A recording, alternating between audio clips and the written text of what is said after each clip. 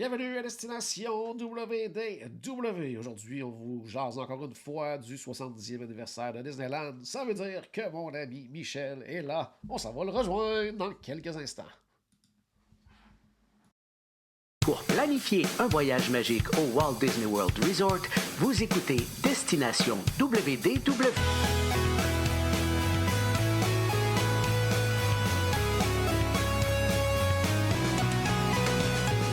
Et voici votre animateur et ami personnel de Mickey, Jean-Philippe Paré. Salut Michel, comment ça va? Ça va bien, Jean-Philippe, et salut tout le monde qui sont avec nous pour cet épisode incroyable du 70e anniversaire. Ouais, sixième épisode de cette série, justement, sur le 70e anniversaire de Disneyland. Aujourd'hui, on va parler de la cinquième décennie, donc 95 à 2005. Cette décennie-là se démarque avec un grand bonheur pour tous les visiteurs, une attraction qui enchante vraiment tout le monde, c'est-à-dire Indiana Jones. Eh oui, Jean-Philippe, en 1995, le 3 mars plus précisément, c'est l'attraction Indiana Jones, effectivement, qui ouvre ses portes.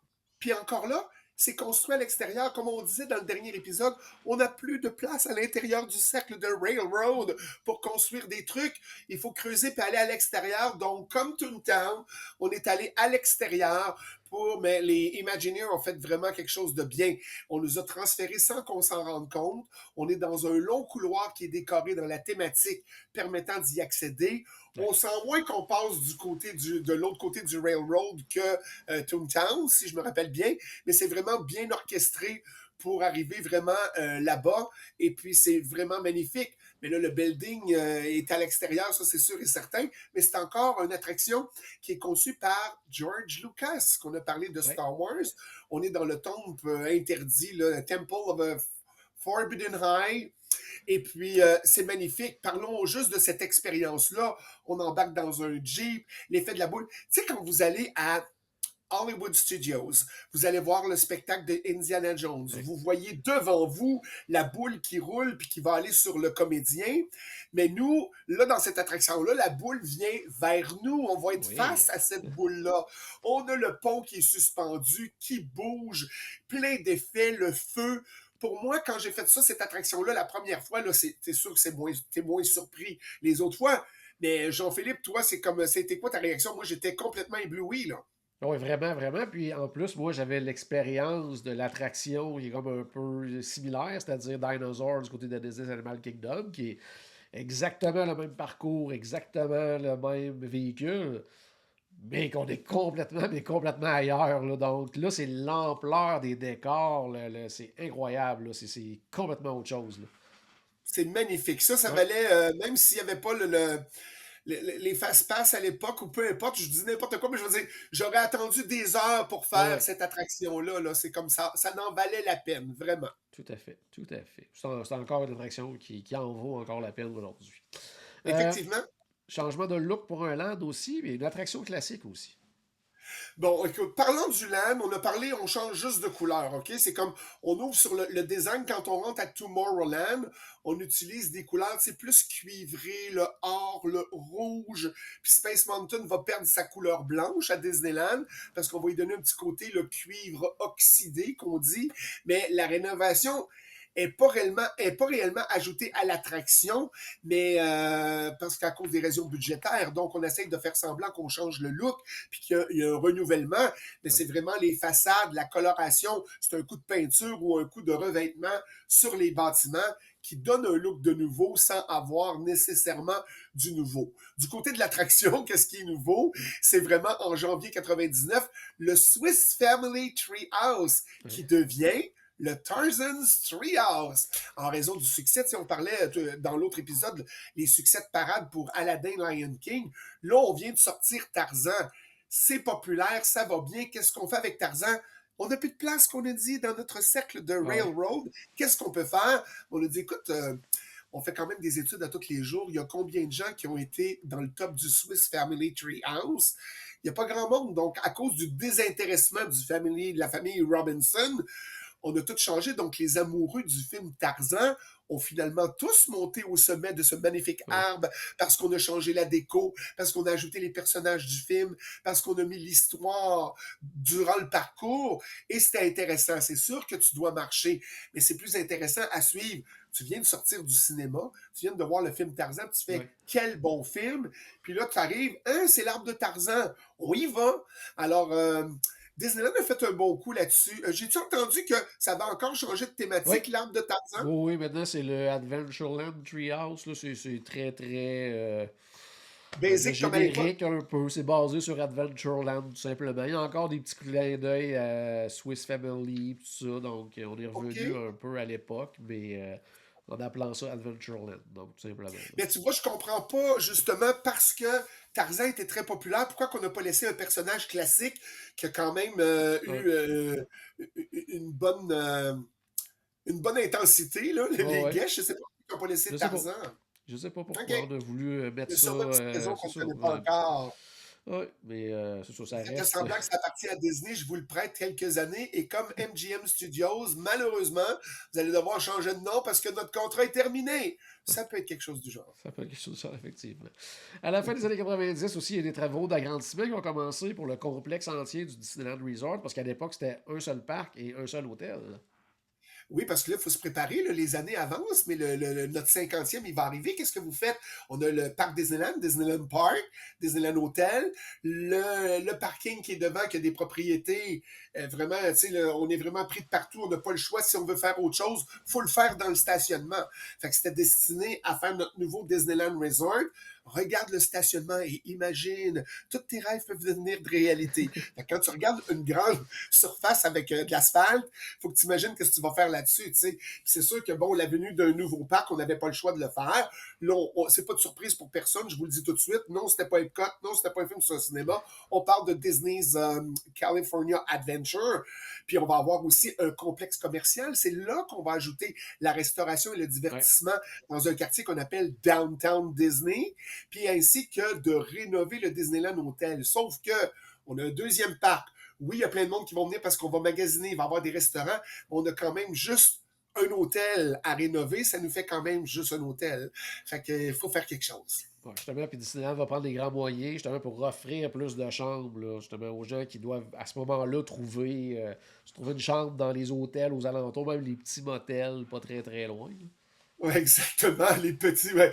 Et des fois, c'est très douteux. Là. Tu te dis, hey, c'est pas cher, je vais prendre cet hôtel-là. Puis là, tu rentres dans la chambre, tu fais, hey. Moi, un jour, j'ai déjà été guest et j'ai déjà été obligé de retourner à la. Écoute, c'était des petits hôtels là, très loin en arrière et j'avais pas les moyens de me payer un hôtel Disney. J'étais un pauvre petit guest avec mon petit budget pour m'en aller à Disneyland et j'ouvre la porte de ma chambre et la chambre n'est pas faite. Tout est viré à l'envers. Ça paraît qu'il y a quelqu'un qui vient de partir de là, une famille. Puis moi, on me donne cette chambre-là avec la clé et rentre dans cette chambre-là. Vas-y. Je m'excuse parce que la chambre n'est pas faite. Là. Je veux dire, la gang vient de partir et là, c'était tout qu'un char là, de me changer de chambre. En tout cas, c'est quelque chose. Mais bon, revenons à notre hôtel, quelque chose de plus distingué. On va commencer la construction du Disney's Grand California Hotel and Spa, qui est un peu le dérivé de Floridian, le Grand Floridian. Là, on est dans le Grand Californian. Parce Mais qu'en fait, c'est un c'est genre de mélange entre ça et Wilderness Lodge, là, pour les gens. C'est ça, exactement, c'est hein? ce que j'allais dire. Tu m'enlèves les Ouais. mots de la bouche. Le Wilderness Lodge, que j'adore. Quel beau Ouais. look. As-tu déjà séjourné au Wilderness Lodge? Je suis allé dans le Ouais. lobby pour au restaurant souvent, mais j'ai Ouais. jamais logé au Ah, Wilderness. j'adore le Wilderness Lodge. J'adore cet hôtel-là. C'est vraiment, vraiment magnifique. C'est Et même magnifique. chose, Hein? quand en Californie, j'ai résidé au Grand Californian. Et wow, quel hôtel également. Et tu as accès directement à vos deuxièmes parcs. Oui, c'est Tadam! fantastique. Exact. Mais c'est ça. On a fait l'acquisition, vu qu'il y avait plein d'hôtels autour. On peut-tu soudoyer quelqu'un? On peut-tu aller voir et dire, on va vous donner plein, plein, plein d'argent, mais on veut vraiment acheter votre hôtel. Fait qu'on a acheté le Pan Pacific Hotel, qui était collé sur le parc, qui est devenu, qui a changé de nom pour le Disney's Paradise Pier Hotel. Et on l'a rebaptisé à cause du populaire des films Pixar, le Pixar Place Hotel Ouais. en 2024. Donc, le parc a été rebaptisé Parc Disneyland, Disneyland Park, pour le distinguer, qui était comme un plus grand complexe qui était en construction. Et là, on commençait à avoir de la gueule. On avait des chambres, là, quand on parle du Grand Californian, on a le Pixar, là, je parle de Pixar, mais à l'époque, C'était le on est sur Paradise. le, voyons, Paradise l'autre Pier. hôtel. Fait qu'on Ouais. avait deux plus le Disneyland Hotel. On se retrouvait avec trois hôtels, là, malgré tout. Là, ça commençait à avoir de l'allure. Ouais, tout à fait, tout à fait. Par contre, la logistique, là, parce que peu de terrain disponible, puis là, Disney doit, tu le disais, on a construit sur un stationnement, il faut faire quelque chose avec ça, là. Ben oui, déjà qu'avec ce stationnement-là, nous, les cast members, on était relocalisés, je vous en ai déjà parlé, là, l'autre bord de l'autoroute, puis on était quasiment à l'autre côté de chez Walmart, de l'autre côté. Puis là, le stationnement des employés est rendu très, très loin. Oui, on a un stationnement d'employés, ils vont me dire, Michel, tu racontes des mensonges. Il y a un stationnement cast member de proche. Attends, s'il y a le master cast member ici, c'est peut-être quelqu'un qui travaille dans la direction qui n'est pas vraiment cast member. Ouais. La demoiselle ici qui fait... Enfin, c'était pas vraiment la personne qui est cast member qui travaille dans un kiosque ou dans un restaurant. Je te Ouais. jure qu'il n'est pas dans ce stationnement-là. Mais j'adorais le petit château. Je me suis déjà même pris en photo. On a peut-être déjà partagé ça ensemble. Mais écoute, j'étais comme honoré d'embarquer dans l'autobus des cast members pour me diriger et me promener sur l'autoroute pour enfin un jour, avant le coucher du soleil, arriver à Disneyland. Bon, toujours est-il qu'il faut creuser vers l'intérieur. On n'a plus de place. On est étouffé par tous les businessmen. Donc, ce qu'on a fait, c'est qu'on a fait le stationnement à étage à côté de... c'est du côté nord-ouest, je crois. Et puis, on l'a achevé en 2000, mais il s'agissait, une fois terminé, sur les 6 étages, 10 250 places, ce qui faisait le plus grand parking, le plus grand stationnement des États-Unis. C'est quand même sur 6 étages, il faut que ça soit assez solide, parce que si je suis sur le dernier étage et j'ai la pesanteur de plus de 1000 voitures, on s'entend-tu que ça va-tu s'écraser, ça va-tu Ouais. s'affaisser, ça va-tu, tu sais, là, écoutez pas les films que la Californie, la plaque tectonique se déplace puis que c'est la fin du monde, parce que là, tes voitures sont un peu écrasées quand tu reviens à la fin de ta journée. Mais c'était quand même, avouons, si tu as vu Jean-Philippe, tu es allé du côté du stationnement, juste pour marcher, je t'allais quand même écornifler en disant traverse le downtown Disney, va voir le stationnement, tout ça. Ils ont quand même bien aménagé ça. Bravo pour l'utilisation de l'espace à son maximum. C'est incroyable. Hey, à la fin des années 90, maintenant, le parc met de plus en plus d'attractions, parades et spectacles en lien avec Pixar, qui devient de plus en plus populaire, là. Et bien sûr, et là, tu sais quoi? On n'a pas besoin de 50 films Pixar pour rehausser les personnages Disney. Parce que c'est quoi? On parle de histoire de jouets. Oui. Toy Story. Y en a-tu des personnages dans Toy Story? Alors, les guests qui souhaitent vraiment... Là, on n'est plus dans le simple dessin d'animation. On est vraiment en 3D. Donc, déjà à l'écran, les personnages ont déjà l'air plus réels que de l'animation. Ouais. Donc, on veut les voir en être humain. Là, c'est vraiment réel parce que quand on regarde un character Disney, il sort vraiment, il a vraiment l'air magique et 3D. Donc, les personnages de Histoire de jouets avaient l'air réel sortis de l'écran et devant moi, j'ai un être humain capoté et tous les personnages. Donc, vraiment, juste pour ce film-là, on a eu un lot de nouveaux personnages incroyables. Donc, on venait d'augmenter la flotte des characters Disney. C'était magnifique, puis il était tout joli. Vraiment, là, c'était adorable. Qui voulait pas se lancer, même s'il était méchant, Lotso? Tout le monde voulait se blottir contre Lotso. Et tous les personnages qu'on connaît, c'était vraiment magique. Quel bel ajout. Un beau lot de personnages ajoutés. Tout à fait. En attendant du 50e anniversaire de Disneyland, l'année même de l'événement, en fait, la qualité des feux d'artifice là, avait atteint un niveau vraiment supérieur, là, jamais atteint en fait par l'équipe des Imagineers. Exact. Puis là, écoute, le parc, le deuxième parc n'est pas ouvert encore. On ne parle pas de World of Color encore, qui est un autre genre de spectacle thématique vraiment à cause des jets d'eau qui sont Ah différents ouais. des autres places. Mais là, écoute, de 2000 à 2005, à la préparation pendant 5 ans, on nous prépare à un spectacle qui s'appelle Believe. Et juste la musique There's Magic in the Stars, ta ta ta ta ta da da. Puis là, t'entendais le Believe. Et Julie Andrews, je vais pleurer. Et là, on a retransféré, on a dit ça marche tellement. En 2005, on reprend le même pattern, mais on va changer pour Remember. Dreams come true. Et là, quand l'intro de Julie Andrews commence, écoute là, moi je pleure ma vie, tu comprends-tu? Julie Andrews, c'est ma Mary Poppins de 1964. Même si ça démontre que je ne suis pas un genou ou un agneau du printemps, c'est quand même, c'est ma Julie Andrews. Fait que juste entendre Remember Dreams Come True, as-tu eu la chance d'entendre ces trames sonores-là, Jean-Philippe? Vite comme ça, je pense pas, non. Faudrait que tu sais, tout ce qui est vraiment Disney World, oui, mais Disneyland, je me suis moins attardé un petit peu justement aux anciennes versions de parade, spectacle et tout ça, parce que tu sais, j'ai pas vécu comme je l'ai vécu du côté de Disney World. Moi, ça a pris du temps avant que je fasse ma première visite à Disneyland, là. Vraiment, vraiment du Fait que temps. tu veux dire que je suis plus vieux que toi, c'est ce que Oui, tu veux oui, oui, dire? c'est ça que je veux dire. OK. Non, mais écoute, ça, c'est le genre de spectacle où tu dis, écoute, c'est pas grave si le spectacle, il te plaît pas ou tu peux pas le voir, ferme tes yeux, écoute la trame sonore et ça valait l'expérience. Juste ça, Ouais. rêve, c'était magique. Fait que tout était vraiment bien placé, bien placé. Puis on n'avait pas la qualité de spectacle qu'on a encore aujourd'hui avec le mapping, tout ce qui est projeté sur le château et les feux d'artifice. On avait un feu d'artifice, oui, il y avait des colorations qui étaient changées sur le château, mais on n'est pas encore à l'étape du mapping, mais on réussissait quand même, à cause de la trame sonore, d'émerveiller les gens et de les garder là. Là. Écoute, Believe a quand même duré 5 ans, de 2000 à 2005, et il y avait du monde à tous les jours. Puis Remember Dreams Come True, c'est quand même pour le 50e qui commence le 1er mai 2005, et ça a duré dans le temps. Là. C'était magnifique. Fait que oui, c'était mon passage des feux d'artifice. Merci, Julie.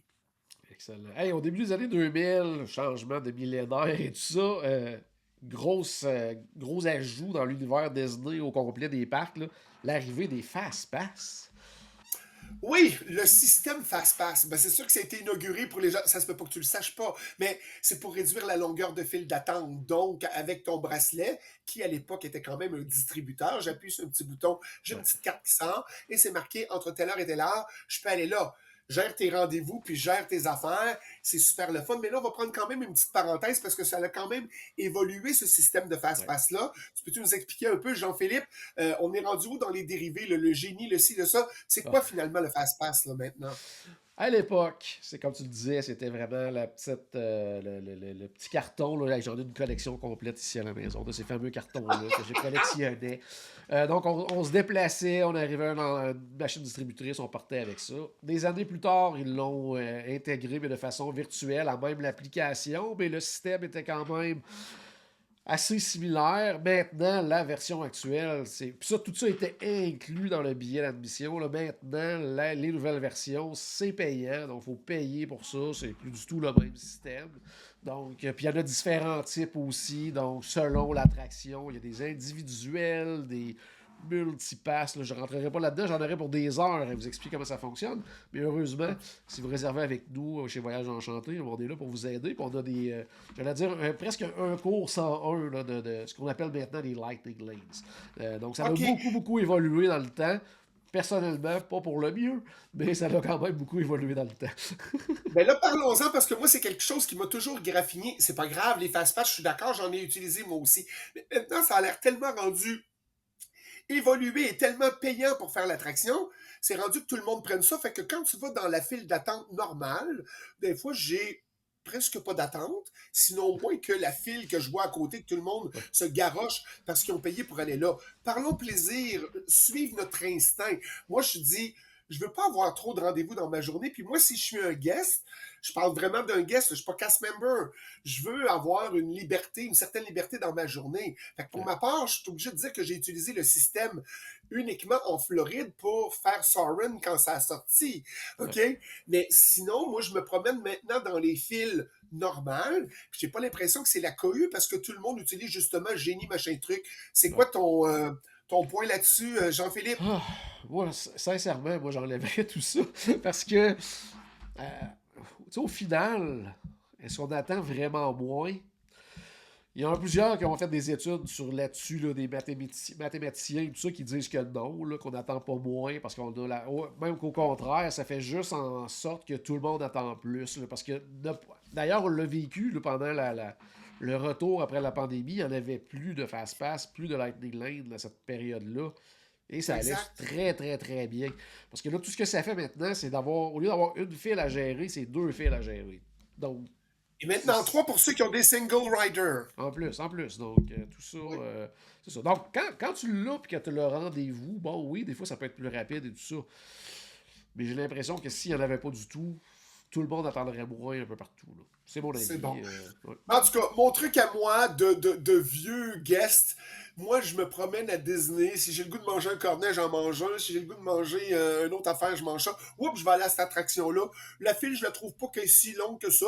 Puis quand c'est marqué 30 minutes d'attente, pour moi, c'est tout à fait normal de voir 30 minutes d'attente. Ouais. Puis tu t'apportes un bon livre ou sur ta tablette ou ton téléphone, tu lis pendant que tu es dans le line-up. Puis l'attraction arrive, puis bonjour, tu sais. Fait que c'est un peu ça pour moi. Fait que oui, on a fait le tour des fast-pass. Prenons un fast-pass pour aller à la prochaine question. Tout à fait. Donc, 8 février 2001, ça a lieu la cérémonie d'ouverture du parc situé justement en face de Disneyland, le nouveau parc. Controversé parc, Disney's California Adventure. Oui, mais c'est comme on transforme officiellement quand même le domaine du resort. Je vais juste te reprendre sur une date. La date que tu as donnée est la bonne, mais le 1er janvier 2001, même si le parc n'était pas prêt, on a quand même fait l'ouverture des portes du New Resort, donc hôtel, Downtown Disney, tout ça, c'était déjà fait et tout ça. Puis là, on arrive à Disney's California Adventure. Moi, de ce que je connais de ma philosophie de Disney, selon les critères de l'oncle Walt, c'est une grosse déception. Pourquoi? C'est un hommage à la Californie. Fait qu'au lieu de visiter la Californie, viens à Disneyland, puis nous, on va te faire visiter la Californie en avant de Disneyland, puis tu vas avoir fait le tour de la Californie parce que c'est un hommage au parc de plage. Là. Quand tu es sur le bord de Coney Island et compagnie, là, je parle de Coney Island, c'est pas en Floride, en Californie, mais c'est un parc on voit habituellement sur un bord de plage, ce que Walter ne voulait pas. Mais le 8 février 2001, le parc California Adventure, c'est pas le parc California Adventure, le resort de la Californie s'est agrandi avec l'ouverture de Disney's California Adventure. Donc là, on a un second complexe. Le Disneyland Resort est vraiment plein. On a 2 parcs, on a 3 hôtels, on a un centre-ville, on a un downtown Disney avec des magasins, avec un restaurant. Là, wow! On pense que les gens vont venir passer 2 semaines, 3 semaines. Et non, c'est un parc local où les locaux, les gens de la place, viennent passer une journée et repartent, au maximum une nuit où on repart. Est-ce qu'on a augmenté, Jean-Philippe, les gens qui restent là vraiment longtemps, comme quand on va en Floride parce qu'il y a 4 parcs? Non, c'est pas comparable. Le Disneyland Resort va demeurer un arrêt dans un voyage plus long en Californie. Là. C'est une des attractions que tu fais quand tu vas en Californie, là, dans le fond, d'arrêter 2-3 jours à Disneyland. Mais oui, il y en a qui vont rester plus longtemps, là, ça se fait, mais c'est pas je dirais que la plupart des visiteurs, ça va être un genre de 2-3 jours là, à Disneyland. Là. Alors, c'est pas une question piège, c'était moi une question piège à Jean-Philippe qui répond vraiment à ce qui était la négociation de pourquoi faire un California Adventure comme ça. C'est justement pour ça. Les gens vont arrêter, c'est une destination et ils auront la chance de plus venir ici parce qu'on leur dit tout ce que tu vas voir en Californie, ça va aller plus vite. Viens donc chez nous, puis on va te faire un hommage au parc de la Californie. Tu vas tout voir en même temps, puis ça va être ça. Ça a été quand même une planche de salut sur les négociations de quel parc on va faire. On parlait vraiment de ça, là. C'était comme, mon Dieu Seigneur. Mais pensez-vous à Walt dans l'histoire. Fait que là, shame on you, l'équipe de Disneyland. C'est comme là, on n'a pas pensé à Walt, on a vraiment pensé expérience client, puis amener des gens à Disneyland. Donc, c'était rendu un appât où le parc a servi en tout cas, une petite bouchée pour attirer les gens là, vers Disneyland. Voilà. Puis juste pour s'il y a des gens qui nous écoutent, puis disent, depuis tantôt, ils disent Disney's California Adventure. On en reparlera plus tard dans un autre épisode, mais à ce moment-là, c'était vraiment le nom du parc, c'était Disney's California Adventure, avec vraiment apostrophe S, qui n'est plus le cas aujourd'hui, mais on va revenir dans un épisode futur. Pour l'ouverture complète... Tu fais une parenthèse déjà aujourd'hui, pourquoi qu'on a enlevé le mot Disney apostrophe S? Vas-y donc, ouais. Non, je te le demande à toi. Ah, ben, je pense que justement, j'allais dire, quand on a présenté le début, le premier parc, on mettait l'apostrophe parce que c'était comme l'aventure californienne de Walt. Disney. Mais c'était pas vraiment ça qui a été présenté. Donc, on a, à un moment donné, retiré l'apostrophe pour que ce soit tout simplement Disney California Adventure pour pas faire le lien avec Walt. C'est une excellente réponse. Vous gagnez un voyage par Wouhou! Voyage Enchanté vous offre un voyage, monsieur Jean-Philippe. Excellent. Je vais justement en Californie en janvier, donc ça donne bien. Euh, C'est bon. je vais dire pour l'ouverture complète maintenant du nouveau Disneyland Resort, ben, le volet parade que tu aimes beaucoup devait aussi faire partie de la fête et les gens étaient vraiment contents. Là. Oui, vraiment, mais content. Un peu mitigé, mais quand même. Pourquoi? Parce que là, on ramenait le Disney's Electrical Parade, parce qu'on disait, si on veut mettre des sous sur une nouvelle parade, on peut pas, puis là, le 50e s'en vient, puis on va avoir une nouvelle parade, on peut pas en créer un autre pour Ouais. Disneyland. Si on a une nouvelle parade, on veut la mettre à Disney's California Adventure, ou disons California Adventure. J'aime bien ce que tu as parlé par rapport à Disney's dans l'autre parc. Et puis, d'un côté, le 3 juillet 2001, on avait déjà payé la parade, donc les guests étaient contents de revoir Ouais. Electrical Parade. Et on avait un nouveau concept. La parade s'appelait Eureka. Eureka, c'est un mot qui veut dire j'ai trouvé. J'ai Ouais. trouvé le deuxième parc. Puis là, la parade a coûté quand même beaucoup de sous. Mais c'était dans le style. Sérieusement, là, la nouvelle parade à Disneyland, qui est Magic Happens, c'était quelque chose d'un peu révolutionnaire comme ça, mais en 2001. Mais OK. le public, lui, était un petit peu en retenue parce qu'il n'y avait pas la présence des personnages classiques. Tu sais, c'était vraiment Ouais. Here we go, ta-na-na-na, la musique d'Eureka, vraiment une musique spéciale. On avait quelques thèmes, mais là, c'était comme, OK, c'est quoi ce genre de parade-là? Exemple, je vous donne un exemple. Si tu vas à Epcot, tu es en 2000, tu vois une parade, tu fais, je suis content de voir cette parade-là, mais on est loin des parades Disney traditionnelles que l'on connaît parce qu'il y avait Ouais. des mopettes, des enfants. Puis là, c'est comme, wow, quand même, c'est quand même une belle parade, mais il ne faut pas que je m'attarde à une parade Pixar où il y a tous les personnages de Toy Story, puis là, tout le monde danse Celebrate Ouais. Good Time, come on! C'était pas ça. Mais on a quand même, oui, un petit peu mitigé. Elle n'a pas duré longtemps, puis on a arrêté un moment de faire des parades de ce parc-là. On en a remis après justement des parades de Toy Story parce qu'on faisait danser tout le monde. Et puis les parades de Halloween ou les fêtes de Halloween sont rendues du côté de California Adventure, si je me Oui, c'est rappelle vrai. bien. Est-ce que Tout c'est à encore fait. comme ça, le Oui, c'est encore California comme ça. Adventure Oui, accueille les fêtes de Halloween? tout à fait, oui. C'est beau. Fait que les parades puis tout ça, ça se passe là-bas. Mais quand même, fallait en parler. La parade Eureka, j'ai trouvé la première parade du nouveau parc California Adventure. Ouais. On en a parlé dans l'autre épisode précédent.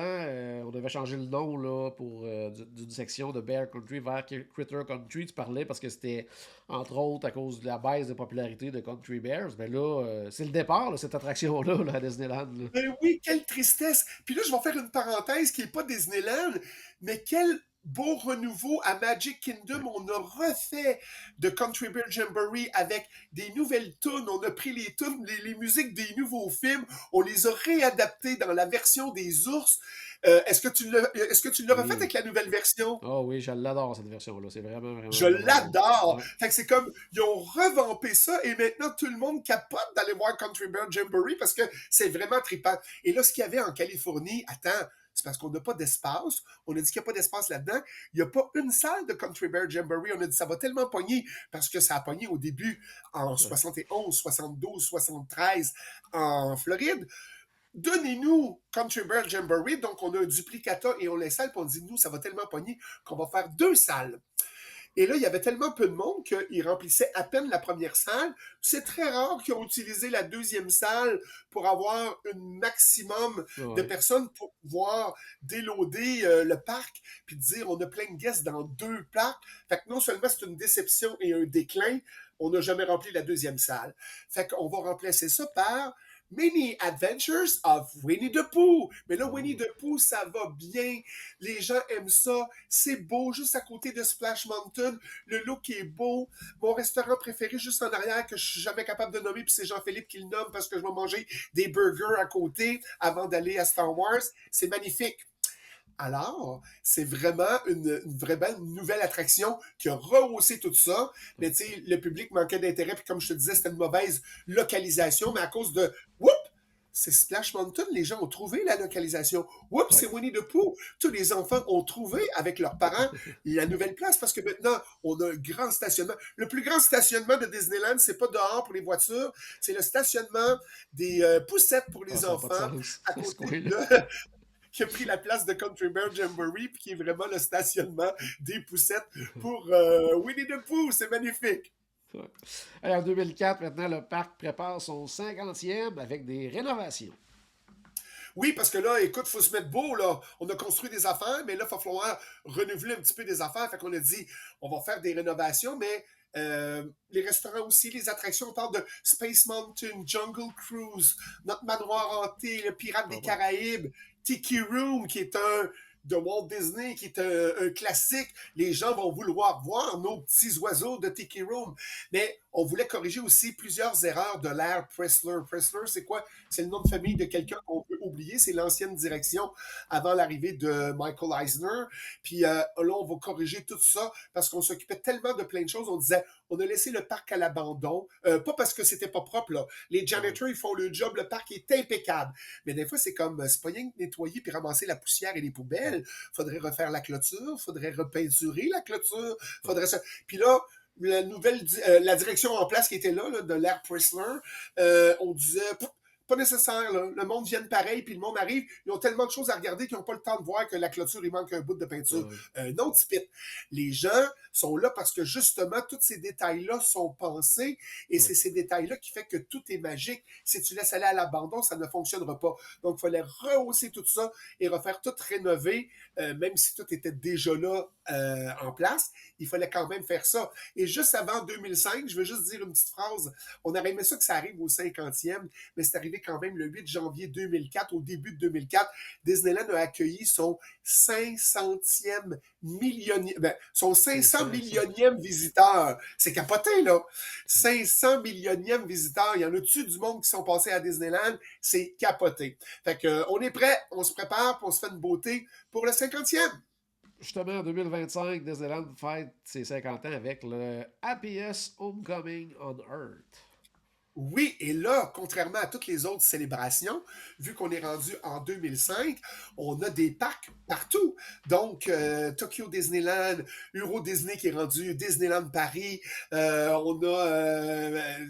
y en a plein, là, tu sais, là. Oui. Et puis en Floride aussi. Et là, tous les parcs, on va fêter le 50e. Assez qu'on se demandait quand tu étais dans un autre parc, hey, c'est déjà le 50e ici. Il y a des gens qui ne faisaient pas le lien avec. Non, c'est le 50e de Disneyland, mais qu'on fait partout à travers la planète. Mais écoute, les trames sonores, on est à l'ère du CD. Il y en a-tu des CD qui sont sortis avec la musique de tous les parcs? Voici une tourne de tel parc de l'autre. Tout le monde célébrait à travers la planète, tout autour du globe. C'était les célébrations du 50e anniversaire de Disneyland. C'était capoté. On a célébré, c'est là qu'on a commencé à dire « Hey, ça pogne ça, les anniversaires, on fête pas ça juste un an ou juste le mois. On va fêter ça un mois et demi, un an et demi. » Fait qu'on commence toujours 18 mois, donc on a commencé en 2005, mais les festivités vont continuer jusqu'en 2006. C'est maintenant comme ça quand on célèbre un anniversaire. Des fois, c'est 3 mois avant, 3 mois après, ou on part directement de la date, on fait un an, puis on rajoute 6 mois. Je crois que je suis correct dans mes calculs. Corrige-moi si je dis des bêtises, monsieur Jean-Philippe. C'est ça, maintenant, une célébration, ça dépasse l'année. Tout à fait, oui, on parle de ça. Toujours autour de 18 mois à peu près de célébration. Oui. Exact. Ce qui est intéressant, c'est que dans les attractions qui étaient présentes à l'ouverture du parc de Disneyland en 1955, on a dit, dans toute la flotte de chaque attraction, on va peindre en or soit une gondole, soit un chariot, soit un véhicule. Donc, on a commencé le 5 mai 2005 en disant on va décorer. Puis, il y avait des oreilles de Mickey Mouse en or partout. Et une attraction, je ne suis pas capable de le dire. Supposons que j'arrive à It's a Small World. Il y a un des canaux qui est vraiment en or avec des oreilles et tout, parce qu'on fête le 50e, donc il y en a un. Si tu tombais là-dessus, parce que c'est un hasard, on suit le line-up, puis de manière tu rentres dans ton canoe, puis tu t'en vas, prochain. Et c'est celui en or. Fait que quand tu arrivais là-dedans, il y avait quelque chose de spécial qui était fait ou quelque chose qui était remis aux guests. Je peux pas vous dire c'est quoi parce que je ne le sais pas, mais il y avait un événement quand on arrivait et dans celui-là, fait que toutes ces affaires-là étaient pas mal, ça a mis de l'action. Et puis, les oreilles de Mickey en or partout. Écoute, là, on avait les chapeaux bleus de Mickey avec les oreilles en or, avec marqué 50e. Le merchandising était magnifique. Toutes les chandails, les manteaux, tout. Puis ça, c'était dans tous les packs. Fait que tu pouvais dire, même si j'étais à Disney World en Floride, j'avais un chandail du 50e de Californie. Tu comprends? Fait que tout ça, malheureusement, ça se fait plus. Puis c'est correct qu'on garde chacun nos anniversaires, puis on traite ça comme ça, puis c'est beau. Mais ça termine donc bien cet épisode-là. Je vous dis pas ce qui s'en vient dans l'autre, mais je vous souhaite juste que la magie continue de tourbillonner autour de vous. Puis merci d'écouter. Hein, c'est comme moi, j'arrive sporadiquement à l'occasion, puis je raconte des histoires historiques de Disney. Mais j'adore ça, vous transmettre ça. Puis je suis content que vous soyez là encore pour nous écouter. Merci beaucoup. Et Jean-Philippe, merci pour ton accueil. J'ai déjà hâte au prochain épisode. Ben moi aussi, Michel, un gros merci pour ta présence aujourd'hui encore une fois. Puis à la maison, ben, j'espère qu'on a ajouté un tout petit peu de magie dans votre journée. Et n'oubliez pas que tout a commencé par une souris. On se reparle très bientôt. Bye bye tout le monde. Bye bye!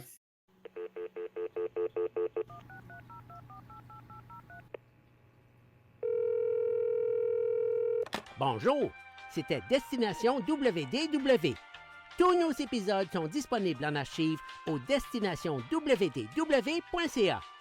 Saviez-vous que vous pouvez nous aider en vous abonnant à notre page Facebook, à notre chaîne YouTube ou en partageant nos épisodes sur vos réseaux sociaux? Ça vous coûte pas une Christie de scène et ça nous fait encore plus plaisir qu'une délicieuse Mickey Bar. Pensez-y! Ça vous coûte pas une Christie de scène et ça nous fait presque autant plaisir qu'un souper au Polite Pig. Pensez-y! Ça vous coûte pas une Christie de scène et ça nous fait presque aussi plaisir que 10 minutes d'attente pour Ratatouille. Pensez-y!